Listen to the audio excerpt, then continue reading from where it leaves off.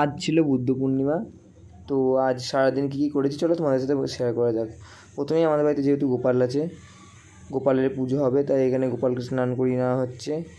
গোপালকে স্নান করানোর পর পুজোর যেগুলো আয়োজন সেগুলো করা হয়েছে।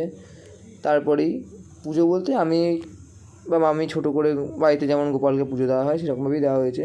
গোপালকে মালা পরিয়ে দেওয়ার পর গোপালের এখানে আরতি করা হচ্ছে। আরতি করে দেওয়ার পর গোপালের ভোগ যেটা ছিল সেটা গোপালকে নিবেদন করা হলো। তারপরে আজকে আমার এক বন্ধুর মামার বাড়িতে গন্ধেশ্বরী পুজো ছিল, সেখানে যাওয়ার জন্য আমি রেডি হয়ে গেছি।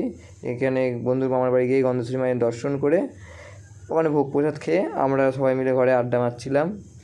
যেমন থাকে বন্ধুবান্ধব থাকলে মজাই আর কি হয়, সেরকম হচ্ছিল। এইভাবেই আজ সারাদিনটা আমাদের কেটে গেছে। এই রাজের মামার বাড়িতেই আজ পুজো ছিল, তো এইভাবেই আমাদের দিনটা